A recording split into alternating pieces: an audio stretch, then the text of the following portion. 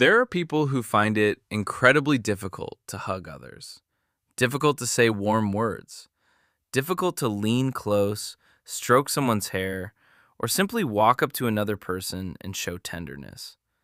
And from the outside, people often describe them as cold, emotionless, or unable to love. But here's what's interesting. Many of these people actually grew up without physical warmth at all.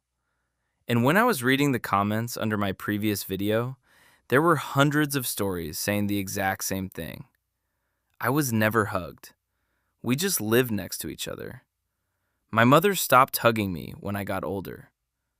Nobody stroked my hair or held my hand. And for so many people, there was suddenly this strange realization inside.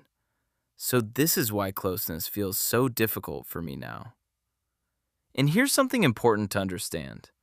Very often, parents didn't avoid hugging their children because they didn't love them, but because they themselves grew up exactly the same way. Nobody hugged them either.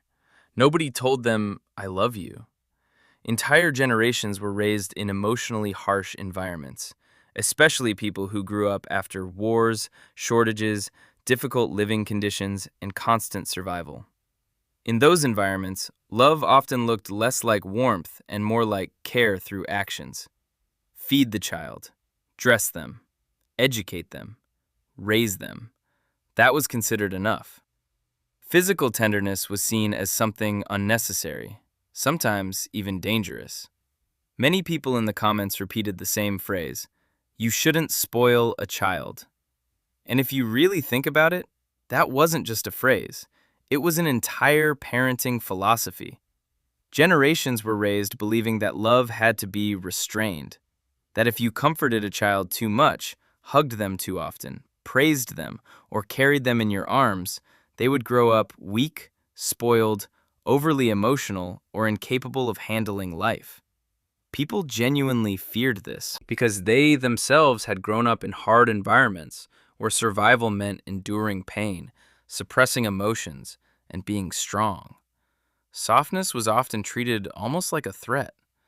That's why children were taught not to feel too much. Stop crying. Don't complain. Don't cling to people. Just endure it. Don't be weak. In the Soviet Union, there was even a very common phrase, "Don't get the child used to being held." And now that sounds terrifying, because for a small child, being held is literally a feeling of safety. It's the place where the nervous system calms down, where the body learns, "I'm not alone. I'm okay. I'm safe." But back then, many parents truly believed that if they held a child too often, the child would become dependent, spoiled, or incapable of independence. And millions of children grew up without healthy physical affection, without hugs, without softness, without the feeling of relaxation around loved ones. People in the comments wrote something incredibly painful. We just lived next to each other. And that perfectly describes the atmosphere in many families. There was a home, food, care, responsibility, but there was no feeling of warmth itself. And the psyche remembers this much deeper than people realize. Because for a child, love is not explained through words. It's a feeling around another person. The way someone looks at you, the way they approach you, whether you can relax around them, whether you can cry without feeling ashamed, whether you can lean into someone when you're scared. For a child's nervous system, love is first and foremost a bodily feeling of safety. And if a child grows up for years without this experience, the nervous system slowly adapts. It becomes used to distance, used to emotional loneliness, used to the idea that warmth is rare, unfamiliar, maybe even slightly foreign. The body learns not to relax around people, not to reach for closeness, not to expect comfort. And later, many adults don't even understand why intimacy feels difficult, why they become tense when someone comes too close. Because at some point, their bodies simply learn to live without the feeling that being close to another person can feel safe.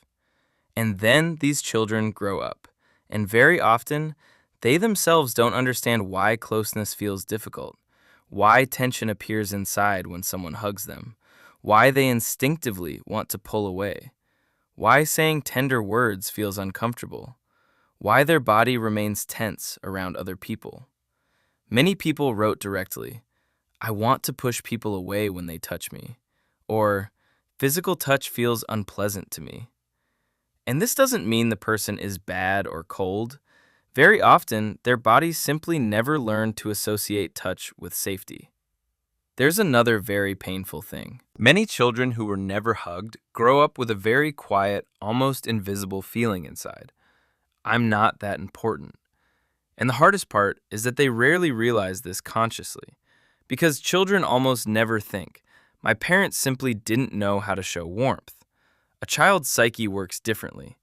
Children always search for the reason inside themselves. If mom feels emotionally cold, then maybe I'm not good enough. If nobody comes close when I'm scared or sad, maybe my feelings don't matter that much. If nobody wants to hug me, maybe there's something wrong with me. And that feeling quietly follows them through life. A person can grow up looking completely normal, successful, strong, while internally carrying this deep feeling that love has to be earned, that warmth is not given freely, that you shouldn't be too much, too sensitive, too emotional, too needy. And that's why these people often become extremely convenient adults. They get used to asking for nothing, taking up little space, not creating problems. It feels easier to stay silent than to say, I'm hurting. Easier to handle everything alone than to ask for help. Easier to endure the lack of warmth than to risk reaching for closeness. Because very early inside them, a belief appeared. Don't expect it, you won't get it anyway. And the most interesting part is that from the outside, this often looks like independence, like strength, like emotional stability. These people can be incredibly reliable, patient, enduring. They know how to survive on their own. They don't complain. They don't cling to others. But inside, many of them lives a deeply exhausted child who simply got used to never expecting comfort, affection, or tenderness. That's why receiving love can feel difficult even when it finally appears. Trusting care feels difficult. Relaxing around warmth feels difficult. Some people instinctively distance themselves. Some turn everything into jokes. Some automatically say, I don't need anything. And some don't even understand what they want anymore because they learned far too early not to ask for anything at all. And this is something very important to understand. None of this is weakness, and it's not a bad personality. It's simply the way the psyche once learned to survive without warmth. And this is where a very painful and fascinating paradox begins. Because people who grew up without warmth continue through life in completely different ways. Some really do become emotionally closed off. They struggle to express feelings, to say, I love you, to approach someone first, hug them, lean into them, say something warm. Not because they feel nothing, but because their psyche simply never learned how. Their body became used to living without closeness, without tenderness, without the feeling that love can be shown openly and safely. And often these people suffer because of it themselves. They can love very deeply, but inside it feels like there's a block. They want to walk closer, but they don't. They want to say something important, but they stay silent. They want to hug someone, but instead they feel awkwardness, stiffness, shame. Because inside them, there is no familiar bodily memory saying, this is safe, this is allowed. But there is also another psychological response, and there was so much of it in the comments. People wrote, nobody hugged me, but I hug my children constantly. And that is such a powerful story, because sometimes the psyche does the opposite. A person remembers the lack of warmth, the loneliness, that quiet childhood pain of wanting closeness and never receiving it, so deeply that now they unconsciously try to give their children everything they themselves once missed. And it's incredibly touching because often the people who grew up without tenderness become the warmest parents. They hug their children for no reason. They say loving words. They approach first. They comfort. They stroke their child's hair. Because somewhere deep inside, they know exactly what life without warmth feels like. And there's something profoundly human about that. As if the person is silently telling their child, "You will never feel the loneliness I once felt."